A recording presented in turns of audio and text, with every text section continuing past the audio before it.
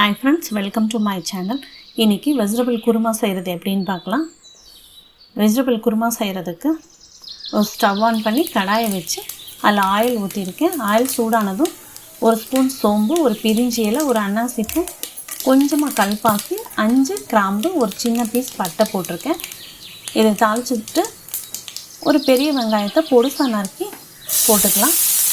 வெங்காயம் எவ்வளோ சின்னதாக கட் பண்ண முடியுமோ அந்தளவு கட் பண்ணிக்கோங்க. வெங்காயம் ப்ரௌன் எல்லாம் ஆக தேவையில்லை. இந்தளவுக்கு வதங்கினதுமே இஞ்சி பூண்டு விழுதை போட்டுக்கலாம்.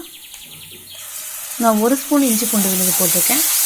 இஞ்சி பூண்டு விழுது போட்டதுக்கப்புறம் கைவிடாமல் கிளறிக்கோங்க, இல்லைன்னா அடிப்பிடிக்க ஆரம்பிக்கும். பச்சை வாசனை போகிற அளவுக்கு வதக்கிக்கணும். அதுக்கப்புறம் ஒரு பெரிய தக்காளியை மிக்சியில் அரைச்சிட்டு ஊற்றிக்கலாம். இந்த தக்காளியை நல்லா வதக்கிட்டு ஓரத்தில் எண்ணெய் வந்ததுக்கப்புறமா 1 ஸ்பூன் மிளகாய்த்தூள், 2 ஸ்பூன் மல்லித்தூள், 1/2 ஸ்பூன் மஞ்சத்தூள் போட்டுக்கலாம். இது எல்லாத்தையுமே நல்லா கலந்து விட்டுக்கோங்க. கொஞ்சமாக தண்ணி ஊற்றிட்டு இந்த மசாலா தூளோட பச்சை வாசனையெல்லாம் போகிற அளவுக்கு கொதிக்க விடணும். இந்தளவுக்கு எண்ணெய் மேலே வந்ததுக்கப்புறமா வெஜிடபிள்ஸ் எல்லாம் ஆட் பண்ணிக்கலாம். நான் இன்றைக்கி காலிஃப்ளவர், கேரட்டு, பீன்ஸு, பட்டாணி இந்த 4 காய் போட்டிருக்கேன். உங்களுக்கு உருளைக்கிழங்கு வேணும்னா ஒரு உருளைக்கிழங்கையும் கட் பண்ணி போட்டுக்கோங்க.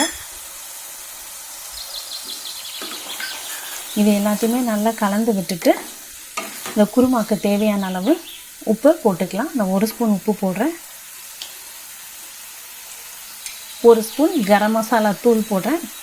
உங்கள்கிட்ட கரம் மசாலா தூள் இல்லைன்னா குருமாக்கு தேங்காய் அரைக்கும் போது ஒரு சின்ன பீஸ் பட்டை, 3 கிராம்பு, ஒரு சின்ன ஏலக்காய், 1 ஸ்பூன் சோம்பு சேர்த்து அரைச்சிக்கோங்க. நான் அந்த கரம் மசாலா தூள் போட்டதுனால இன்றைக்கி தேங்காய் அரைக்கும் போது வெறும் சோம்பு, கொஞ்சமாக முந்திரி போட்டிருக்கேன். முந்திரி இல்லைன்னா பொட்டுக்கல்லையை போட்டுக்கோங்க. அப்போ தான் குருமா திக்காகவும் டேஸ்ட்டாகவும் வரும். இதை நல்லா நைஸாக அரைச்சிக்கோங்க. அரைச்சிட்டு இந்த குருமாவில் ஊற்றிட்டு தேவையான அளவு தண்ணி ஊற்றிக்கோங்க. தண்ணி கொஞ்சம் அதிகமாகவே ஊற்றிக்கோங்க. குருமா வெந்து வரும்போது கெட்டி ஆயிரும். இப்போ மூடி போட்டு வேக விட்டுறலாம். இடையில மூடி எடுத்துட்டு கலந்து விட்டுக்கோங்க, இல்லைன்னா அடி பிடிக்க ஆரம்பிச்சிடும். திரும்ப உப்பு செக் பண்ணிக்கோங்க. உப்பு இல்லைன்னா கொஞ்சமாக போட்டுக்கோங்க. இப்போ மூடி போட்டு காயெல்லாம் வேகிற வரைக்கும் கொதிக்க விட்டுருங்க. இப்போ காயெல்லாம் வந்து குருமா ரெடி ஆயிடுச்சு. கடைசியாக மல்லித்தலையை தூவிட்டு ஸ்டவ் ஆஃப் பண்ணிவிட்டு இது ஒரு சர்விங் பவுலுக்கு மாற்றிடலாம். இப்போ வெஜிடபிள் குருமா ரெடி ஆயிடுச்சு. இதை நீங்களும் ட்ரை பண்ணி பாருங்கள். தேங்க்ஸ் ஃபார் வாட்சிங். Like and subscribe my channel.